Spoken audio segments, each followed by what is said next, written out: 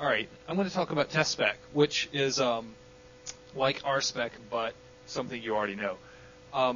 If you guys are using test-driven development right now, you're using test unit for it. Test spec is in the gem library, and it's based off of test unit. So it works hand in hand with test unit tests. You can combine them in the same file. You can have them run. The tools that you use with test unit test run on test spec test perfectly. Archive works with it. So anything that you may have thought, I'd like to use, more behavior-driven type thing, I want to use something that's like RSpec, but my tools that I have right now don't work with it. This gives you a chance to use that sort of behavior-driven development that everyone's talking about without having to migrate over to RSpec and, invalidate all the tests that you already have in your library. So this is an example of test unit code. Most everyone knows it. I'm just showing as an example of what's about to transform. I'm setting something up, and then I'm asserting that there's some stuff that's equal once I've set it up. And here, this is how test spec works. It puts things in a context, so you can have several contexts. You can mix them in the same file, or you can have a separate file for each one, where you're talking about certain specifications that you have. And then your specifications, you put specify and then the code to test it. You could see there where I'm talking about instead of asserting that two things are equal, I'm saying that this thing should be equal to this thing should be equal to this thing. So there's lots of these in test spec. There's this is sort of a list. There's a lot I left out just because they all follow the not pattern. So if you want to see if something's an instance of something, you can say this should be an instance of. You can also say this should not be an instance of. Should respond to, should not respond to. So you get everything here, including blocks, which is very nice. There's that in test unit as well, but I find the syntax very, very nice for using this in test spec. And so what I'm going to do is actually show you guys some code real quick. I did this last night. I wanted to show how I could take a specification. Yeah, I'm going to bump that up. Thanks. Yeah. Everyone read that all right? I can bump it up a little more. Okay, cool. Yeah, all right. So, hold that. So I wanted to be able to take a specification that I had and turn it into actual code. And so here's my specification for my specification program. So this says that specifications, they should have these things. They should be able to be loaded from a YAML file, and they should write out this test file. And I talk about what the test file should be able to do, and even each one of those contexts, what it should have. Well, using that, I wanted to be able to write out a program that would meet those goals. And so the code to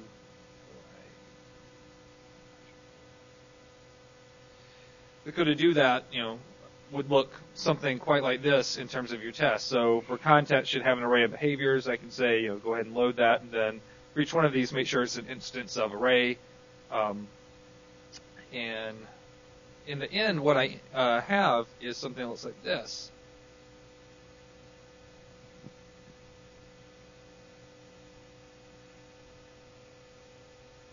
So this specification that I had right here was able to be transformed into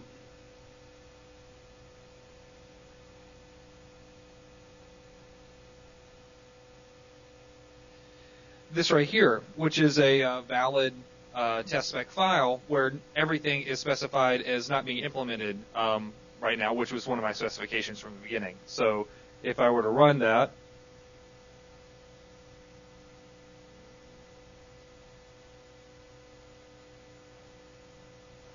there we are. And it shows, the specifications, how it pulled those out and was able to actually show it unimplemented. So anyway, that's briefly test spec, and I hope you enjoyed it. Thanks.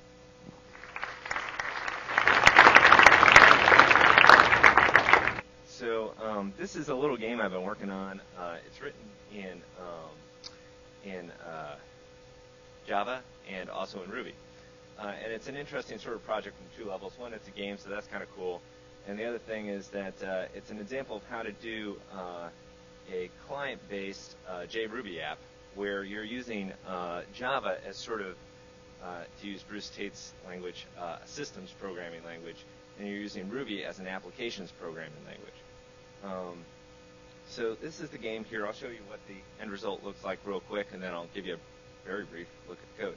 So this is, the different screens here. It's a strategy game set in ancient Greece. You've got like your ship. You can like take it and put your goods on there and say, oh, I'm gonna travel to Athens, and it gives you a little thing there, and you can see other people who want to trade with you and stuff like that. Okay, so this is a lightning talk. So let's go into the code.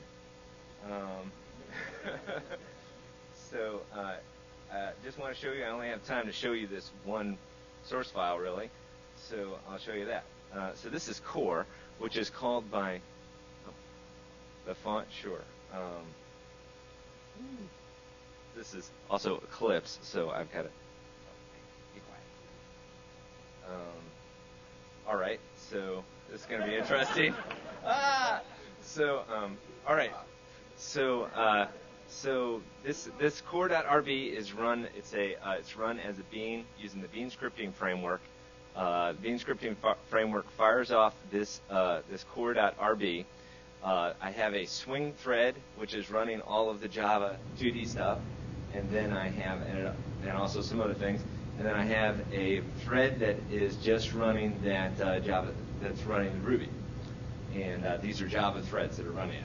So what happens is in core here, there's a while loop while the game is running. All right, this is just ridiculous. Hopefully you guys can look at the monitors.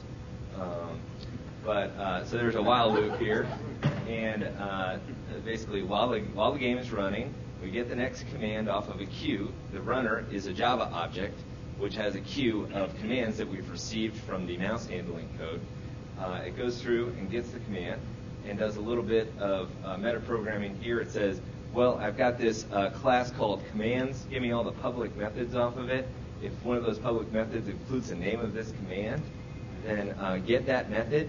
And then if it has any, check the arity of that method. If it has any parameters that it takes, then pass the parameters from the command, from the Java command object as a hash into that method.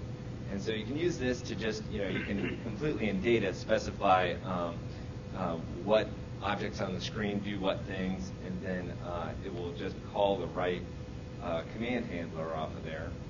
So it does this, and then down at the bottom here, calls the repaint method, and then goes to sleep.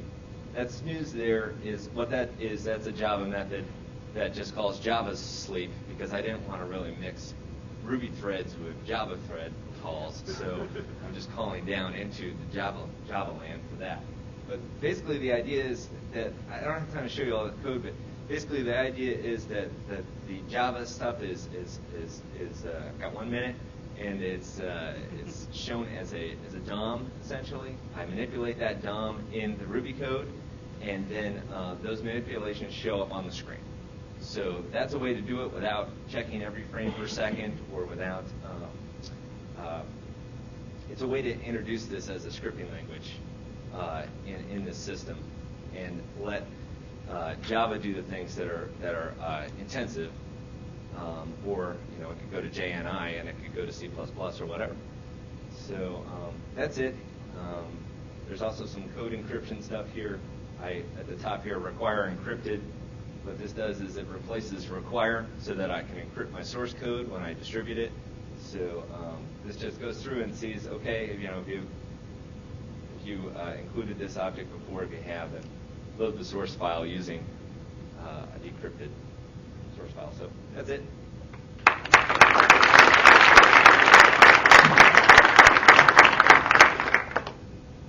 My lightning talk isn't so much a lightning talk as it is a lightning discussion, I guess. So how many of you guys know and love Symbol 2 Prague? Yeah. Okay. So hacking around a couple days ago, I came up with something that I think may beat Symbol 2 Prague.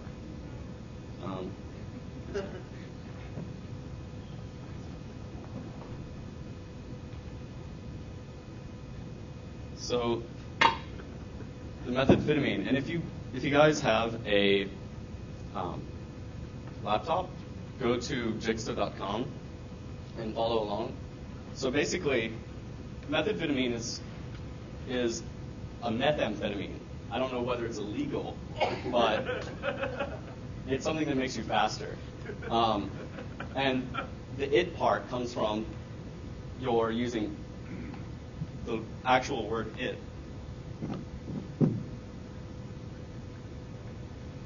So this is an example of using the methamphetamine. So, like, in the range 1 to 100, select where it divided by 2 equals 0. Or auto read etc password, and then basically sort by the third column in the file. So it's kind of like simple to proc, but only with arguments that actually work with it. And the methods get queued basically in an array. Use one here. So this is the code for it. And it's very, very simple. It comes out to be like 21 lines or 22 lines or something like that. But basically, it and its returns a new it object. And it is basically a blank slate class that catches all methods and then queues them into an array. And toProc basically receives an object as the block argument and executes those methods queued with it, along with any arguments passed in sequence, and then ultimately returns it as the return value of the proc. So it's the same effect as symbol to proc, only with arguments now. And it's a lot more readable. You know, there's no curly braces. This completely replaces the curly braces like symbol to proc. And on this page, I give an example of like the pure Ruby way versus symbol to proc versus the methamphetamine. So my discussion is, why is this bad? You know, like comments and so forth. I think it's really cool. In fact, I saw you came up on my RSS reader this morning. Oh yeah? First thought I had though was I have a suspicion that even though it's cool, it might have a problem with RSpec. It doesn't. It doesn't. I mentioned that. In fact, the methamphetamine is spec'd out with RSpec. Is that right? Yeah. Okay. So it has no problem with RSpec whatsoever. But that is a good point. Yeah. I didn't even catch that when I wrote it, and then I was running the specs for it, and I was like, oh crap. RSpec has an it method, you know. Right. It should do something. It adds to kernel, doesn't it? Yeah, but RSpec does some crazy trickery where I think it undefs it, or I don't know. Like if anyone knows the internals of RSpec, I'm really interested in how it's like if you in an it block basically, if you call it says method undefined. So it's doing some fanciness. Anyone else? Like comments, please? The only problem I see with it is that symbol to proc itself is vastly less efficient than using a real block. And it looks like this one might be even a little worse than symbol to proc. Yeah. Just as a warning. Is it really vastly? Yeah, it's like symbol to proc is about 10 times slower than doing just a normal block. And blocks are not that fast. So. Okay, yeah, performance is an issue. Yeah, I mean, you got to think about what you're doing. It might not matter in the right. What you're doing. But If you're hitting a database, then it probably doesn't matter anyway. Yeah. One other potential thing is some operators that are not Ruby overloadable, like double ampersand, the other Boolean operator. Yeah. Yeah, that's a very good point. Very good point. Okay. It comes from you're using it. Okay. So there's like a double entendre there. Okay, so that's just about all my time. There's a comment section on that post. Put your thoughts there, please. Thanks.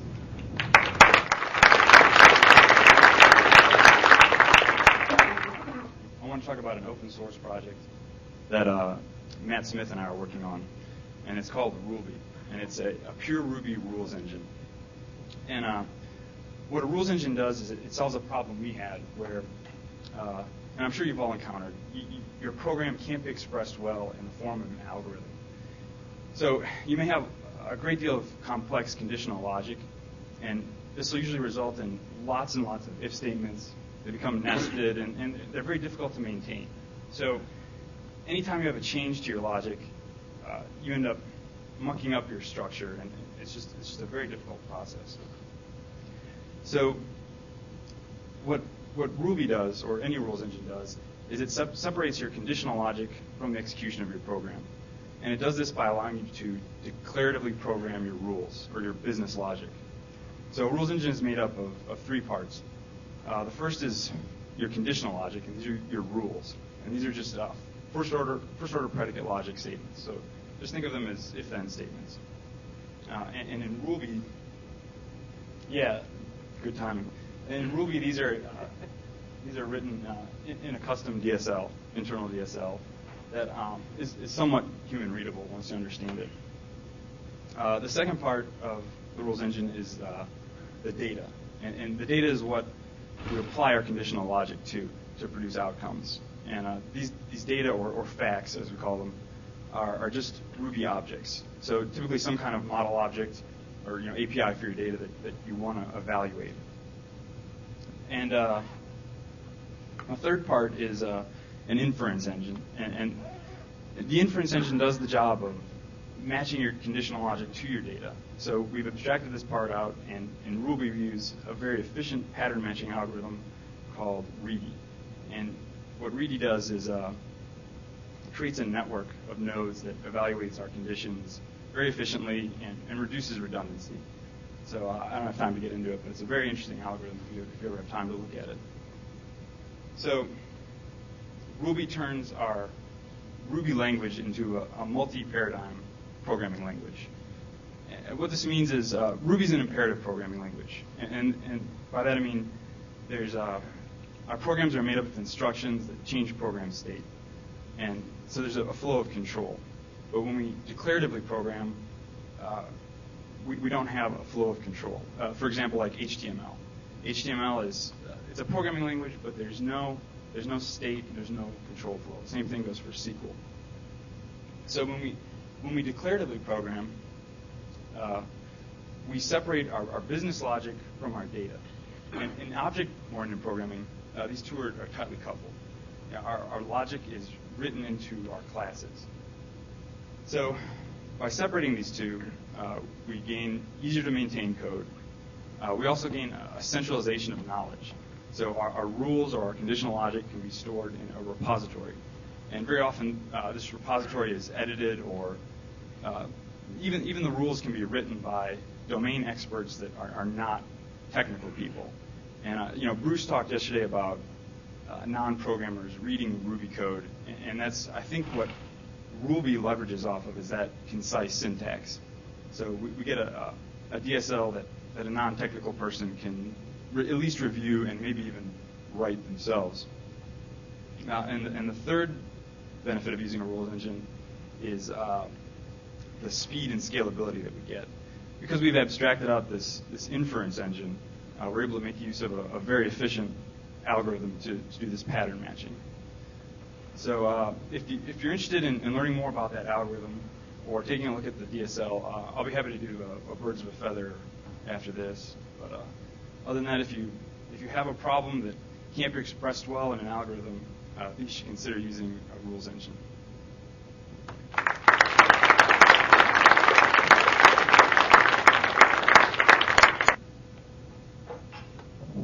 So who's writing Rails apps out there? Okay. So who's the sole? I guess out of you guys that are doing Rails apps, who is like the sole developer? Are you guys just developing on your own? So who's working with other people like designers, project managers? All right. So we ran into that same situation where we came from a PHP background, and what we would do is have everyone put their code out, their working copy was out on a Samba share. And they would end up firing up in their browser and be able to test stuff. And so once we moved over to Ruby and Rails, that just wasn't possible. So we kind of put together something where it was a quick hack to get something working, and we've built it up for the last 4 months or so. It's been slow going, and we were kind of releasing it out there for other people that want to use it.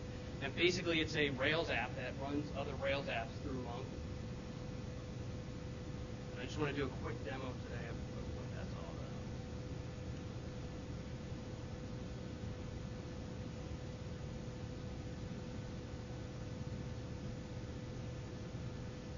So last night I went and downloaded Simplelog, got it up and running. So here it is running. I've got a local. It's less impressive running here because I have a rail stack on my machine. But for people that don't have rail stacks, it makes all the more difference to have something like Tyrant. So here I've got Rails running locally, so I can run Simplelog right here. But I can also have an instance of Tyrant running. And the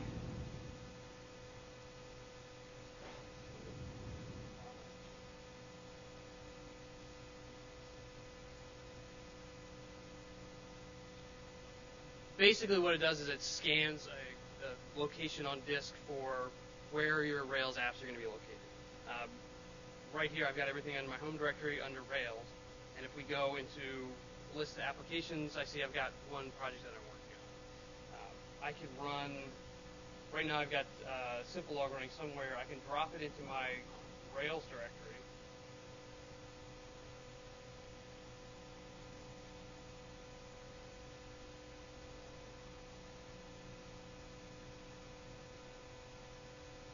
This only happens once when I log in.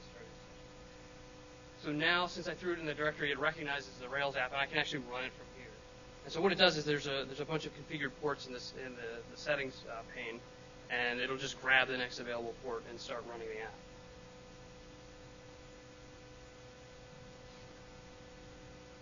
And so here it is running the exact same thing on the next available port. And so the real benefit is having a project manager going in or a designer going in and tweaking things and being able to do that in their working copy on the server and then committing it to Subversion. So if I wanted to go in,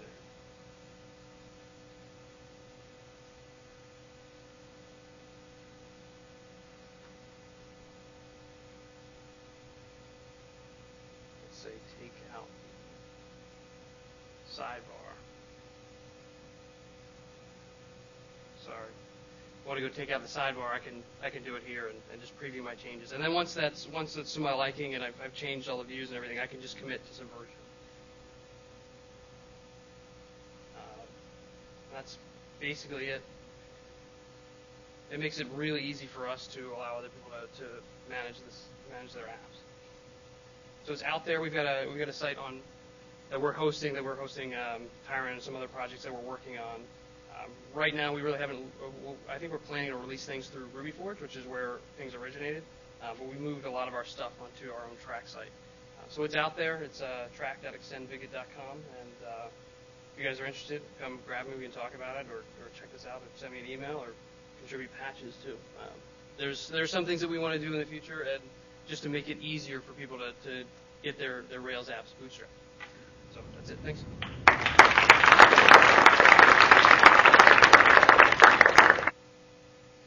I'm Luke Canese. I'm the author of Puppet, server management tool. And when I was first, actually this is about a year and a half ago, I found that I had a lot of classes that were subclasses of a base class, and managing all those subclasses and retrieving them, I found that I had some problems. The first problem was that the inherited method on the class object itself is pretty limited because it's called as soon as the subclass is created, which means you have no instance data available, you don't have any instance variables, you don't know what methods are being defined, you don't know what's different about that class. There's also no way to tell, there's no way for Ruby to say when a class is done evaluating, and this is mostly because you could have a class spread over 50 files Ruby doesn't know, but even in the simple cases where you have all of your code in one simple block, Ruby doesn't have a hook for that. And also, my problem was that in most cases, I don't care what Ruby calls a class. I don't have any interest in constants. What I'm interested in is I have a user class or a package or a host or something like that. And I don't really care what Ruby calls it. And so, a lot of people are used to doing these conversions. They store the constant, they convert it to a string, and strip off the base thing. And it just seems like a lot of work when really I just want to call it a user and leave me alone. So up front, I'll say that I'm not necessarily saying you should do this, but I do this. When I first did it, I spent about a month not sleeping because it had such a productivity increase for me that it was great. I got a lot of work done. So the big thing that I do is I use class.new and class eval. So you class.new with a block, and I wrap that in a nice method that makes it easy and look kind of like an internal DSL. In most cases, this isn't appropriate. If you don't have a lot of subclasses, you don't want to do this with every class. It just doesn't make sense. But if you're making a lot of subclasses and you're storing references to those subclasses, or you need to refer to them by name, and get access to those classes, it can make a lot of sense. So here are some examples of places where these are mostly stripped directly from my code, where I'm doing exactly that.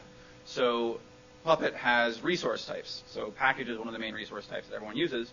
We've got 22 different package providers, things that handle installing Ruby gems or D package or apt or whatever. So this makes it easy to say, here's a new way here's a new implementation of the package type. You're calling it on the package type itself. The package type is responsible for storing references to these providers. And when you ask for a provider by name, I don't care what the constant is. It doesn't matter to me. It's called gem. I ask for the gem. It pulls it out, gives it to me. Another example is every Puppet client, every time it runs, it can send a report up to the server with all log messages and some metrics and things like that. There are different ways you can handle those reports. So here's a way to define a new report type. And here's, you basically some documentation and a process method. And this actually generates a module, not a class, but it's functionally equivalent. When you're doing this, what I'm always doing is, like I said, you want some way to retrieve a class by name. Give me the gem provider, give me the log report. So you have some way to say, here's a new report, and then some other way to retrieve those reports by name. How's my time going? 2 minutes left, probably? Okay. So here's a ridiculously simplistic version of how I do it. Like I said, I use class.new. And in most of my cases, you can specify the parent class. It defaults to self otherwise, because this is a module that you use to, it's like I have here, where you'll extend that manager thing with the module. And then the next step is I set a constant.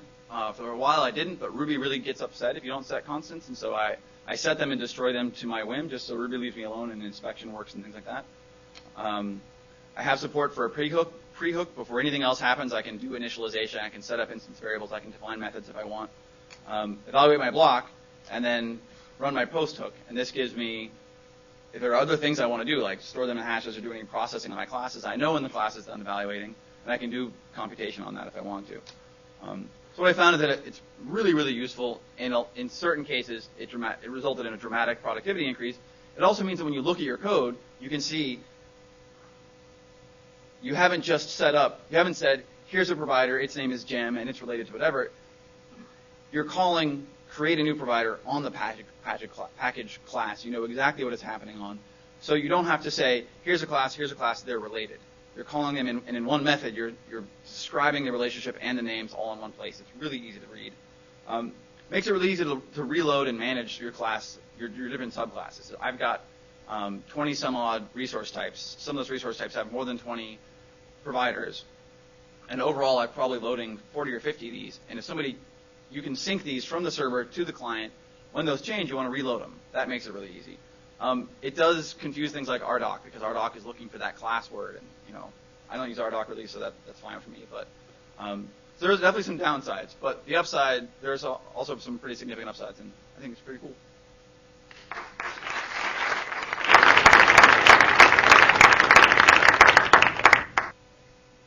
So my name is Brian Hitney. I'm a developer evangelist with Microsoft. And if you guys saw Bruce's talk yesterday, if you're not familiar with Microsoft, we're apparently also the great Satan of the Northwest. It's good to be here. I have not yet, in fact, melted being in Red Hat, so that's a good sign. So I wanted to introduce you guys to IronRuby. How many guys have heard of IronRuby? Cool. How many of you guys have done or are doing .NET development? Okay, I don't quite regret asking that question. At least somebody, to be a really fast talk otherwise. So we have, built on top of the .NET CLR, we have the DLR, which is the Dynamic Language Runtime, in which we're going to support a few languages. Ruby is one of them, and we have a pre-alpha release that we just had a couple weeks ago. Pre-alpha is, that's really early, especially since our betas are often alphas. So this is really early. But I've got the bits on my machine, and I wanted to do a real quick, 60-second demo to show you kind of how to get going with it if you want to give it a try. So let's see. I've got, if anybody is running Visual Studio, I'll show you. We have the project you can download and check it out, and you can see all of our code. It'll be up on RubyForge if it isn't already. I don't think it is, but it should be by the end of the month. So you can download it, check it out, what we're doing. But I'll just get rid of that, and I'll drop to a command line. And I'm just going to use MS Build in this case to compile it. Not that this is going to tell you anything too interesting, but this will go through, and that's not an exception, that's expected. So it's going through all the classes, and it will compile, and there it is, it's done.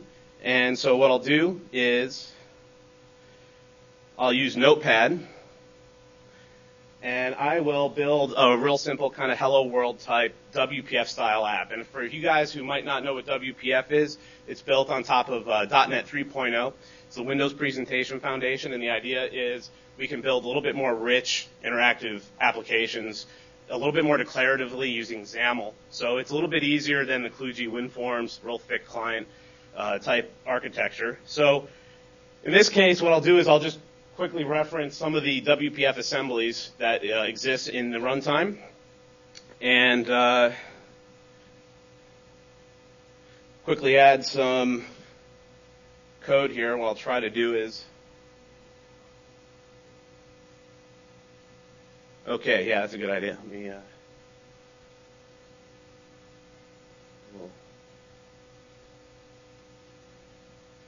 that's a little bit more readable. So the idea here is I just want to create a simple window called Welcome to IronRuby. I want to add a button to it. And the important thing here, so I'll have a button just with some text called Push Me, and then we'll wire up an event handler, pretty simple. And when I do that, I want to spit out a new label underneath it 3 times saying, hello, Ruby Hoedown. So to run this guy, we kind of have an app that's part of the bits that I just compiled, and it's going to use that here, and I'll run this. And I better save it first. That'll help.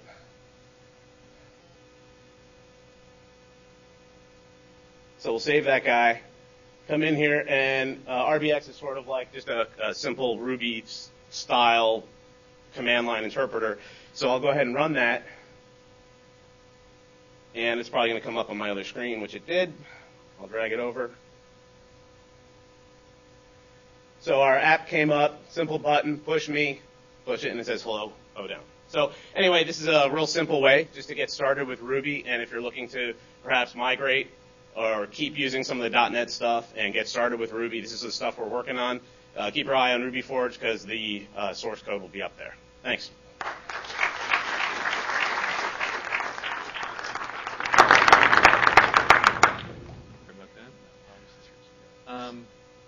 This has to do with building static sites in Rails. And how many folks have a need to build either static or mostly static sites?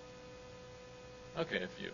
This will either be really obvious and you're already doing it, or it won't be, and it'll save you maybe an hour or two Googling. I had to do that last Saturday. I just had to watch the show. Cool. Oh. No, that's all right. That's okay. Yeah. So this is a good way to create static sites, or mostly static sites with Rails on maybe a memory-constrained environment, maybe a shared host, something like that. Most of my sites are normal production sites using Mongrel, and I can maybe dedicate a whole server to that. But I do have a need for maybe hosting a lot of clients that are just some simple business websites that might have mostly static pages, but a form or two. And I didn't find anything that really fit my needs, so I decided to use Rails. And there's only 2 real ingredients to this. This is a little.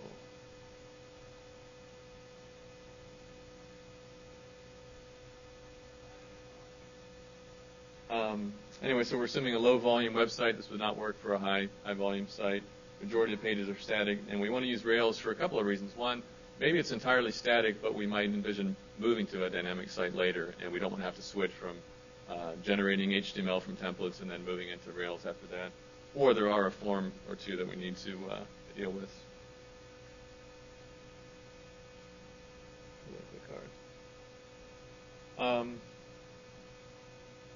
Skip the page.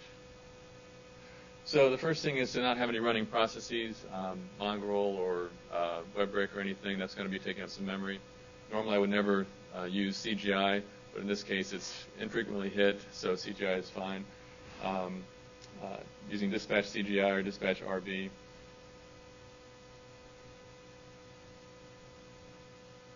And the advantage is minimal memory consumption. It's very simple. It's very slow. It takes about 2.5 to 3 seconds typically to spin up Ruby in the environment in Rails. But for the occasional form, that is fine. The first ingredient is, or the second one actually after dispatch RB is just simply using page caching. And that will generate HTML in the first request. You have to expire those manually or use some kind of sweeper to do that.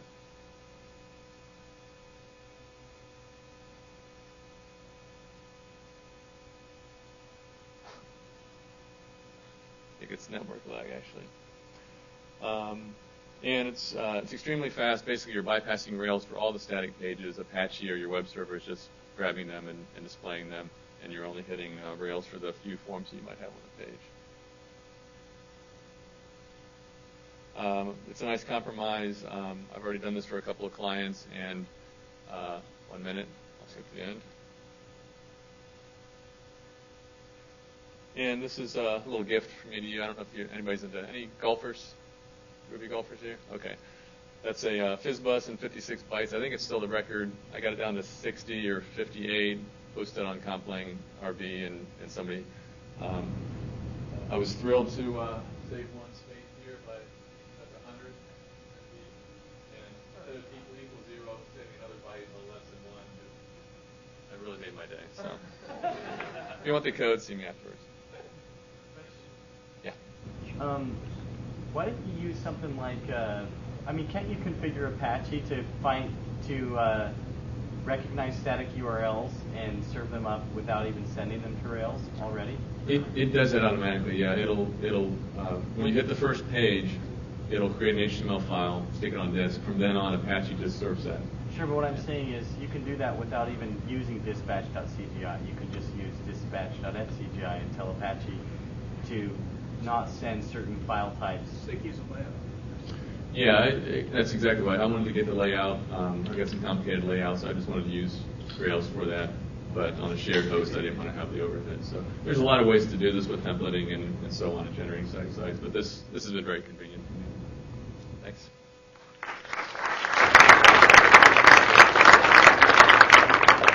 Hi, everybody. My name is Dan Mangus. I work for Thoughtworks, and I wanted to share a little bit about what we're doing on our current project to make our Rails tests faster, easier to maintain, and kind of better all around.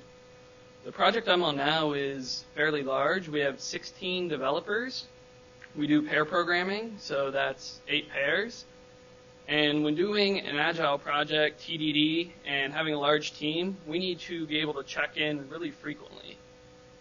So any build, if it takes us longer than a couple minutes to run our test suite before we check in, it starts to become a problem. We had it at a couple points start to get up to 5-6 minutes. And if a pair is checking in even 10 times a day, we're starting to talk about an hour of running the test suite before checking in, which really just starts to hurt productivity. Our goal for our test suite is to keep it around 2 minutes for the size of our code base, which seems to be pretty good and not get in the way of checking in frequently.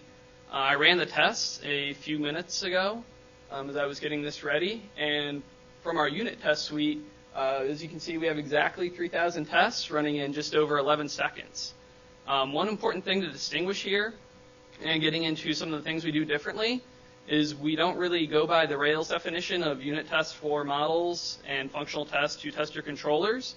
We unit test our models and our controllers, and we functional test our models and controllers. When we run our unit tests, we don't hit the database at all. So this is actually a technique Jay Fields blogged about a while ago, and the way that he approached it was to stub out the columns on a model. So as a lot of you may know, as soon as you do like person.new in Rails, it hits the database to determine the columns. To get around that, we actually modified the technique Jay blogged about a little bit, and we have this code in a plugin, and what we do is we hooked into Migrate, This code may need to be adapted depending on your workflow, but when we don't have a bunch of migrations, we have one migration per release, and we edit migrations. When we check in, we drop our database and rebuild it. So we hooked into the migrate method to capture columns. And what we do is when Rails does a create table, we capture the table definition, take the table name and get the model from it, and then take the columns captured in the table definition and store them up in a hash. Then when we're done rebuilding our database, we use this little ERB template and write the columns to a file.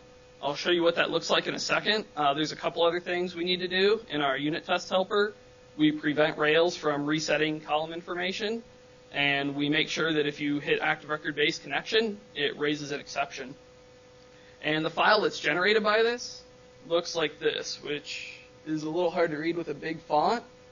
But basically, it generates a file that redefines the columns method for each model and hard codes what the column is. It doesn't get in our way since it's generated, but it allows us to run unit tests without hitting the database, which is part of what helps us get to this 3,000 tests in 11 seconds.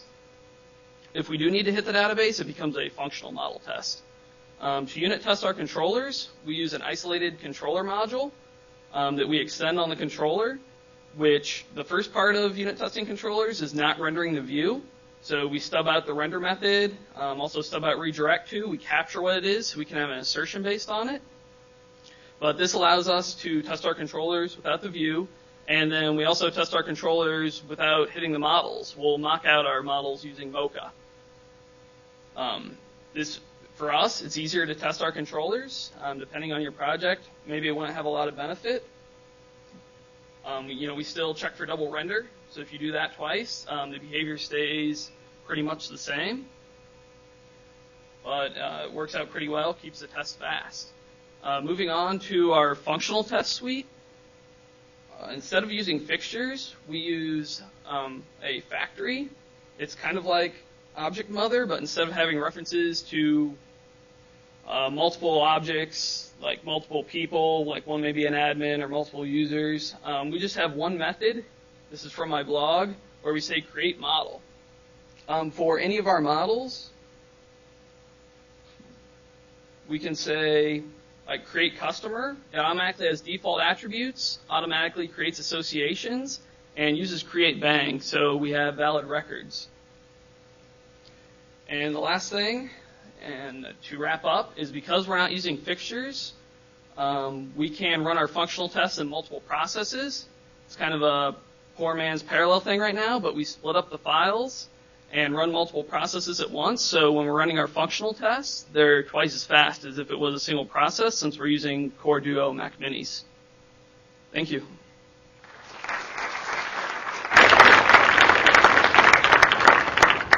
Where do you get that from? I would read Jay Field's blog, read my blog. A lot of this isn't like wrapped up in plugins. It's just kind of custom stuff that we've done. We're working on getting it out that way, so it's more reusable for people. Just search for Dan Mangus in Google. It'll come up. This presentation will be slightly less technical than the other ones have been. But this is a cool website we've been working on in Rails, and it actually needs your help. Because I've heard, being at this conference, and this is the first conference like this that I've been at, I've heard a lot of talk about, should I use this database or that database when working with a customer and trying to decide what I should use to set him up with. Or should I use this testing suite or that testing suite to test all of my software? So if you could write down the website and then go to it later, I'll show you a little demonstration on how the Rails community can help each other figure out basically to make a decision on Rails things. So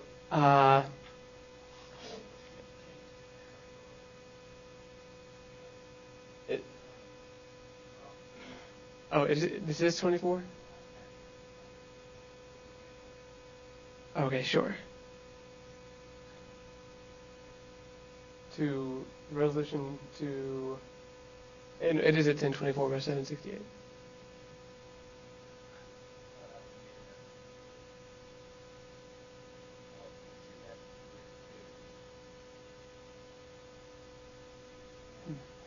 Okay, that's cool. Well, anyway, the idea behind mydecisionhelper.com is that you can go on, and we're just going to take a test drive to start making a decision. And with all of the expertise in this room, you can go on and you can create a decision. And I'll go ahead and run through a standard one that we have. But for instance, let's say you wanted to decide to buy a business. This will help you decide to buy a business. But the idea behind the decision page is that if you want to help other people decide which database to use or which testing suite to use, you can create your own decision and create a list of criteria that will help the other people to decide how to make the decision. So, for instance, we'll choose how to buy a business. And on this page, you can decide, you can change the name, or you can change the description and comments for your sanity later. And on the criteria page, we have a list of, by the way, can everyone see? Okay. Cool. Okay, so here on the criteria page, we have a list of criteria. You can add your own personal criteria later, but here, for instance, for buying a business, we can see we have business location importance, business reputation, commute time, a whole list of criteria to help you organize your thoughts and get yourself straight when trying to make this decision. And on the importance level, we have a slider bar which indicates all the way up to 100%, and it will change as you give different levels, different importance. For instance, if I want to change the business location, is this important for me? The business location importance, and do a whole bunch of different other things like the years in business, financial considerations. Let's see. I can go and move to manage options. But the idea is, I wanted to let everyone know about My Decision Helper because it will eventually be a Rails community-driven thing, or the Rails community can help drive decisions about Rails products. So if you guys want to write it down, and then you can go on later and create custom decisions to help other people decide which database to use or which testing suite or another one that you might think of. Thank you very much.